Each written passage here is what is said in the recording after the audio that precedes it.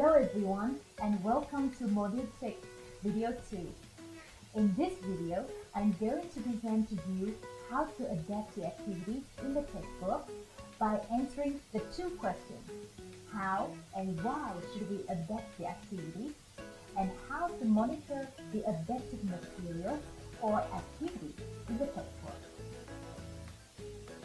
The first question is, why should teachers reinvent activities when publishers have already developed appropriate instructional sequences, lesson designs, and activities for each subject? There are actually more than one possible answer. First, textbooks are designed so that the format of all lessons is the same. This uniformity makes textbooks easier for the authors to write and teachers to teach, but it can also lead to boredom, as the same sequence of activities is followed day after day. Second, the materials are designed to appeal to the same generic student interest. This means that the design of the textbook is one size fits all.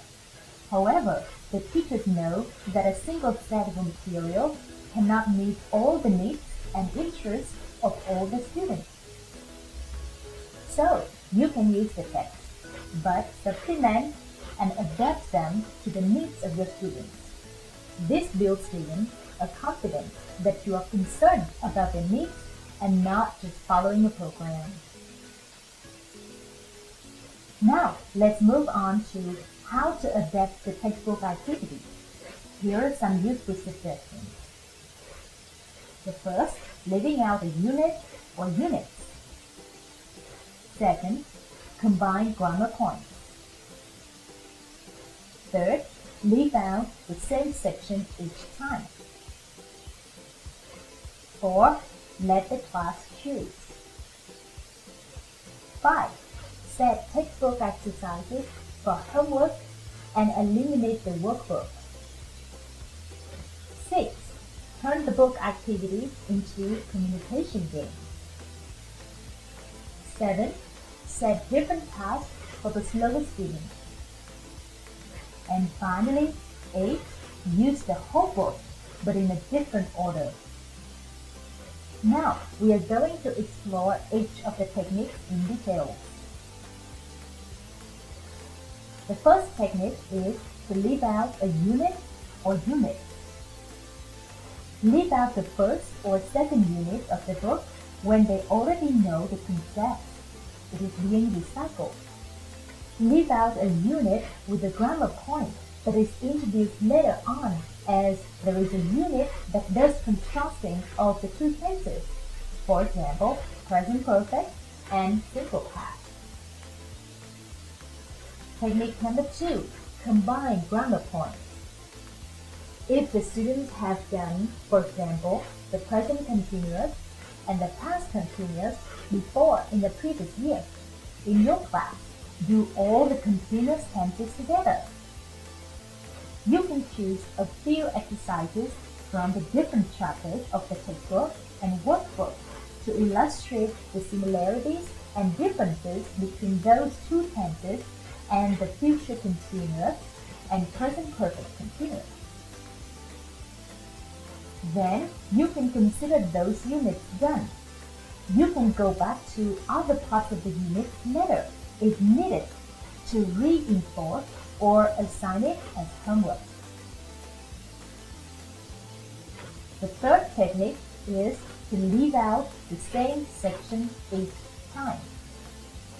You might be surprised that leaving out the same part at the end of units or the test yourself section doesn't take anything away from the students' learning.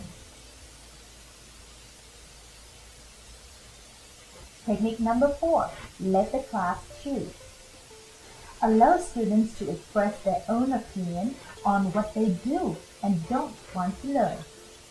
Let the class look at the syllabus at the front of the student's book and decide their priorities and what they are happy to leave out.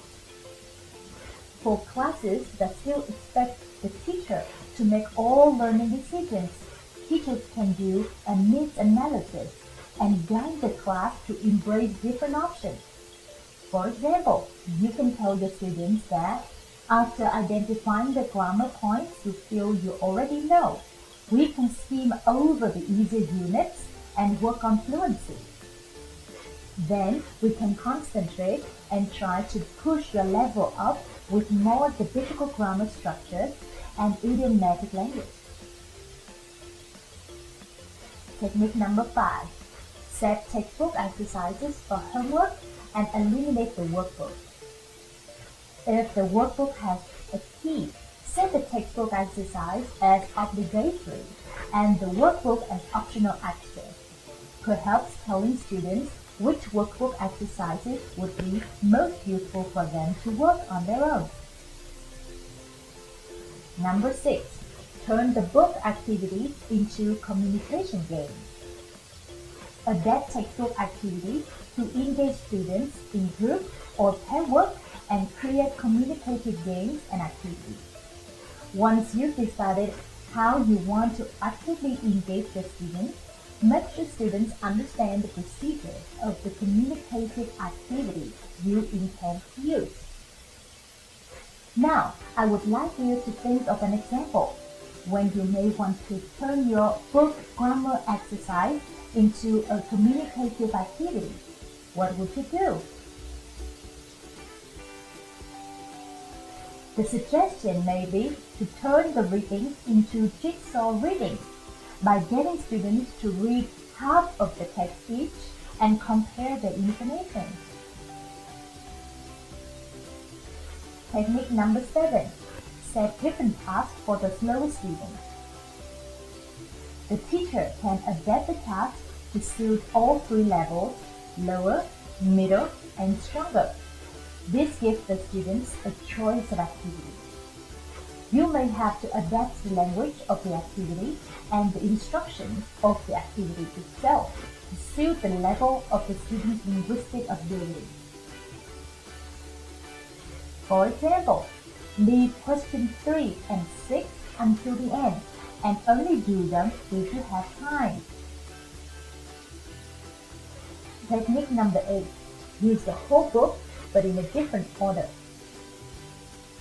Well, this means that you will cover all the most important points and that the students might never notice that you have missed anything.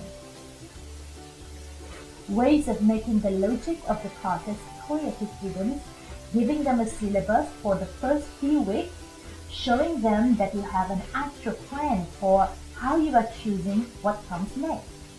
This works best with books that are meant to be modular rather than ones that build on the language and increase the difficulty of text as the units go on.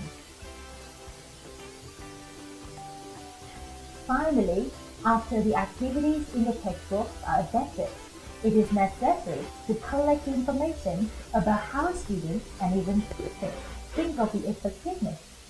The feedback can be collected by observations, feedback sessions, written reports, teachers' reviews, and students' reviews.